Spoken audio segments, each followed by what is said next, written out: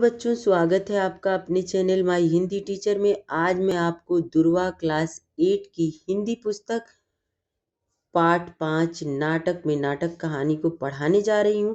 कहानी को पढ़ने से पहले बच्चों हम लोग इस पाठ का सारांश देख लेते हैं कि इस कहानी में नाटक कहानी में राकेश नाम का एक नाटककार है जो एक हादसे के कारण नाटक का निर्देशन करने के लिए मजबूर हो जाता है।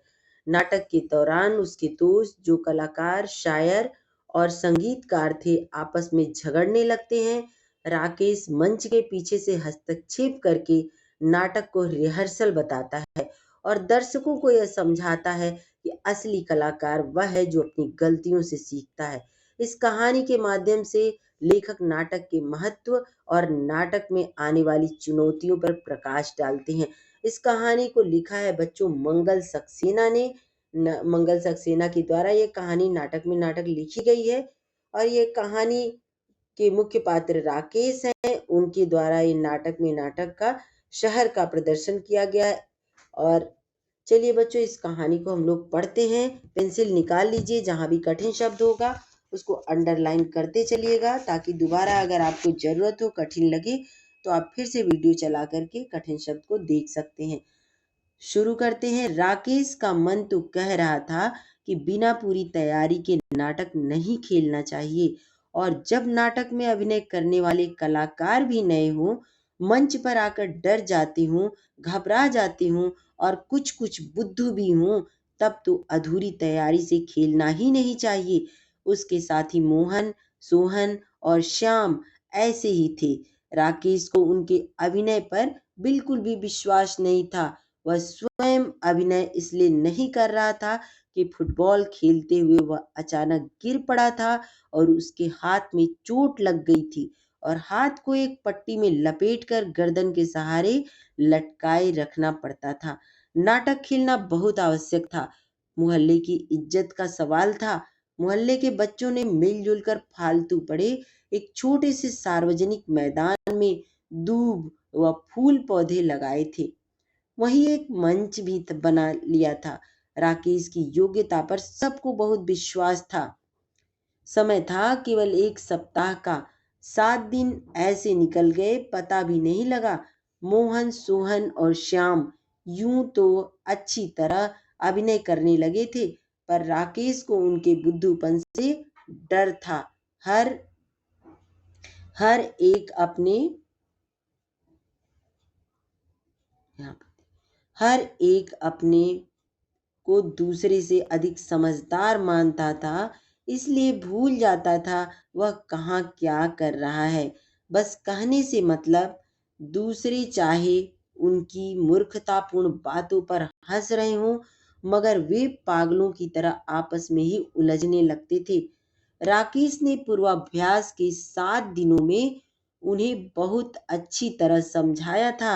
निर्देशन उसने इतना अच्छा दिया था कि छोटी से छोटी और साधारण से साधारण बात भी समझ में आ जाए। खैर, प्रदर्शन का दिन और समय भी आ गया। राकेश साज सज्जा कक्ष में खड़ा सबको खास खास हिदायतें फिर से दे रहा था। मोहन बोला, मेरा तो दिल बहुत जोरों से धड़क रहा है। यहाँ पर देखिए, ये चित्र दिख रहा है, कैसे डायरेक्शन दिया जा रहा है, सब समझाया जा रहा है। सोहन कहता है, मेरा भी। सोहन ने सीने पर हाथ रखकर कहा, तुम लोग पानी पियो और मन को साहसी बनाओ। राकेश ने फिर हिम्मत बढ़ाई। मोहन बना था जैसे तैसे, अभी तक तो ठीक ठाक हो गया। अभिनेता मंच पर आ गए, पर्दा उठा। मोहन बना था चित्रकार। यहाँ पर देखते हैं, अंडरलाइन कर देती हूँ।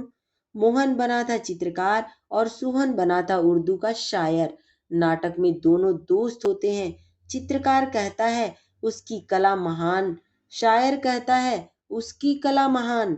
श्याम बनता है संगीतकार। वह उनसे मुलाकात करके उनके उनके उस स्थान पर आता है जहाँ वे बहस कर रहे हैं यह बहस कर रहे हैं, बजाय इसके कि वह नए नए मित्रों से मधुर बातें करे।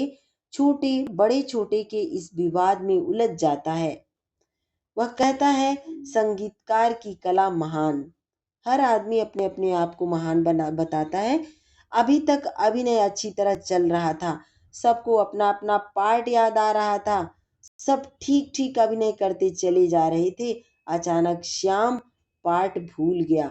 अब देखिए, नाटक होता है, अगर कोई उसमें अपना पार्ट भूल जाता है तो कैसे बाकी लोग संभालते हैं। पर्दे की आड़ में राकेश स्वयं पूरा नाटक लिए खड़ा था। वह हर एक संवाद का पहला शब्द बोल रहा था ताकि कलाकारों को संवाद याद आते रहे। मगर श्याम घबरा गया। वह सहसा चुप हो गया। उसके चुप होने से चित्रकार और शायर महोदय भी चुप हो गए। होना यह चाहिए था कि दोनों कोई बात मन की ही बनाकर बात को आगे बढ़ा आगे बढ़ा देते, पर वे घबराकर राकेश की तरफ देखने लगे। संगीतकार महोदय भी पलटकर राकेश की ओर देखने लगे। राकेश बार बार संगीतकार जी का संवाद बोल रहा था, मगर आवाज तेज होकर माइक से सबको न सुनाई दे जाए, इसलिए धीरे धीरे फुसफुसा कर बोल रहा था। संगीतकार जी को वह हल्की आवाज सुनाई नहीं दे रही थी। तभी शायर तभी शायर साहब संगीतकार के कंधे पर हाथ मारकर बोले, उधर जाके सुन ले ना। संगीतकार अपना वायलिन पकड़े पकड़े राकेश की ओर खिसक आए। दर्शक ठठाकर हंस पड़े। संगीतकार जी और घबरा गए। जो कुछ सुनाई पड़ा उसे ही बिना समझे बूझे झट से बोलने लगे। संवाद था, जब संगीत की स्वर लहरी गूंजती है तो पशु पक्षी तक मुग्ध हो जाते हैं। शायर साहब, आप क्या समझते हैं संगीत को? मगर संगीतकार साहब बोल गए यूं, जब संगीत की स्वर लहरी गूंजती है तो पशु पक्षी तक मुंह की खा जाते हैं। गाजर साहब, देखिए यहाँ पर क्या लिखा है, गाजर साहब, आप क्या समझते हैं हमें? शायर साहब तपाक से बोले, तुम्हारा सर। गाजर साहब हूं मैं। दर्शक फिर ठठाकर हंस पड़े। चित्रकार महोदय ने मंच पर सूझ और अक्लमंदी दिखाने की कोशिश की। इनका मतलब है, आपकी शायरी गाजर मूली है और आप गाजर साहब हैं, सो इनकी कला महान महान है, मगर मेरी कला इनसे भी महान है। सबके राकेश दांत पीस रहा था। उसकी सारी मेहनत पर पानी पड़ गया था, पर इस तरह बात संभलते देखकर कुछ शांत हुआ। इस बार शायर साहब बुद्धूपना दिखा बैठे। गुस्सा होकर बोले, तूने भी गलत बोल दिया। मुझे गाजर साहब कहने की बात थी क्या? और मेरी शायरी गाजर मूली है तो तेरी चित्रकला झाड़ू फेरना है, पोतना है, झक मारना है। चित्रकार महोदय ने हाथ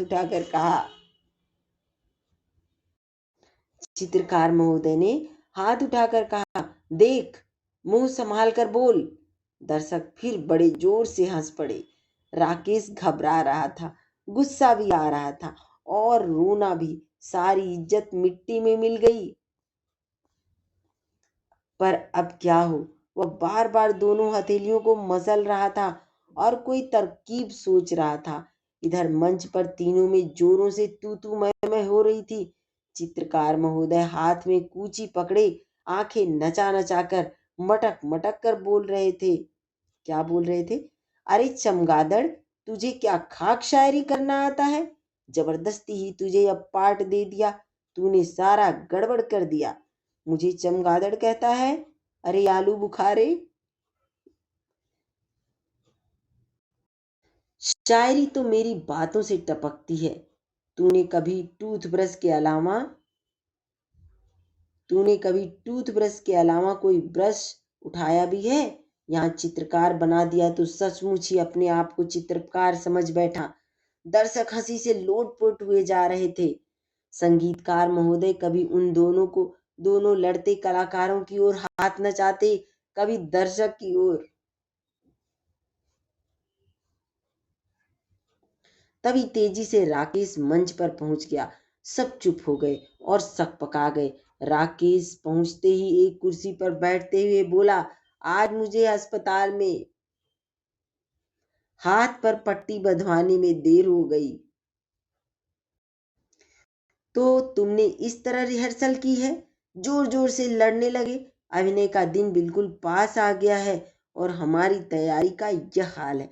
अब देखिए बच्चों, ये नाटक हो रहा था, स्टेज पर मंचन हो रहा था, लेकिन जैसे ही सबने एक दूसरे ने खेल को बिगाड़ा, जो मेन उसका था वो आता है स्टेज पर और कहता है, राकेश जो है वो आता है और बात को संभालते हुए कहता है कि आप लोग नाटक को ही, कहता है नाटक में नाटक हो रहा है, वो कहता है आप रिहर्सल कर रहे हैं और इसमें आप जोर जोर से लड़ने लगे।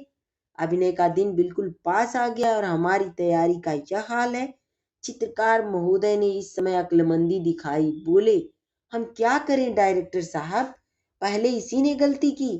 राकेश बात काट कर बोला, अरे तो मैंने कह नहीं दिया था कि रिहर्सल में भी यह मान कर चलो कि दर्शक सामने ही बैठे हैं। अगर गलती हो गई थी तो वहीं से दोबारा दोबारा रिहर्सल शुरू कर देते। यह क्या कि लड़ने लगे, सब गड़बड़ करते हो। बात राकेश ने बहुत संभाल ली थी। पर्दे की आड़ में खड़े अन्य साथी मन ही मन राकेश की तुरंत बुद्धि की प्रशंसा कर रहे। तुरंत बुद्धि मतलब होता है तुरंत, तुरंत का जो दिमाग काम करता है उसकी प्रशंसा कर रहे थे। दर्शक सब शांत थे, भौचक्के थे। वे सोच रहे थे यह क्या हो गया। वे तो समझ रहे थे कि नाटक बिगड़ गया, मगर यहाँ तो नाटक में ही नाटक था, उसकी रिहर्सल ही नाटक था। मानो इस नाटक में नाटक की तैयारी की कठिनाइयों और कमजोरियों को ही दिखाया गया था। राकेश कह रहा था, देखिए हमारे नाटक का नाम है बड़ा कलाकार, और बड़ा बड़ा कलाकार वह है जो दूसरों की त्रुटियों को नहीं, अपनी त्रुटियों को देखे और सुधारे। आइए हम फिर से रिहर्सल शुरू करते हैं। तभी राकेश के इशारे पर पर्दा गिर गया। दर्शक नाटक की भूरी भूरी प्रशंसा करते हुए अपने घर चले गए। भूरी भूरी मतलब बहुत अधिक। इस कहानी को लिखा है बच्चों मंगल सक्सेना ने। यहाँ शब्दार्थ भी देख लेते हैं इस पाठ का। निर्देशन मतलब होता है संवाद। डायरेक्शन बोलने और अभिनय करने का आदि का तरीका। प्रदर्शन दिखलाना। हिदायत यानी सावधानी बरतने हेतु निर्देश। बजाय यानी अलावा। पार्ट मतलब भूमिका। आड़ मतलब ओट। सहसा मतलब अचानक। नाहक मतलब बिना किसी कारण के, बिना मतलब के। फुसफुसाकर यानी धीरे से बोलना। सूझ, सूझ का मतलब होता है समझ। अक्लमंदी, अक्लमंदी का मतलब होता है बच्चों होशियारी, बुद्धिमानी। दांत पीसना यानी गुस्सा करना। पोतना यानी रंगना, दीवार को कलर करना, पोतना या रंगना। मुंह संभाल, सोच समझ कर बोलना। कर, कर बोलना। इज्जत, मिट्टी में मिलना, इज्जत बर्बाद होना। तरकीब, उपाय, तरकीब का क्या अर्थ होता है बच्चों? उपाय। तू मैं होना यानी कहा सुनी होना।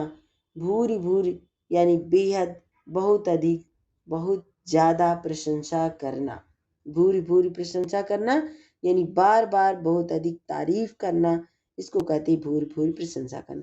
चलिए बच्चों, ये पाठ यहीं समाप्त हुआ। नाटक में नाटक आप लोग भी पढ़ेंगे, 2 बार पढ़ेंगे, आपको बहुत अच्छा लगेगा, हंसी भी आएगी, बहुत मजा भी आया पाठ को पढ़ने में। अगली अगले वीडियो में मैं इसका क्वेश्चन आंसर लेकर के आपके लिए आऊंगी। तब तक के लिए अगर आप मेरे चैनल पर नए हैं तो इसको सब्सक्राइब कर लीजिएगा, लाइक करना, कमेंट करना और शेयर करना नहीं भूलिएगा। धन्यवाद।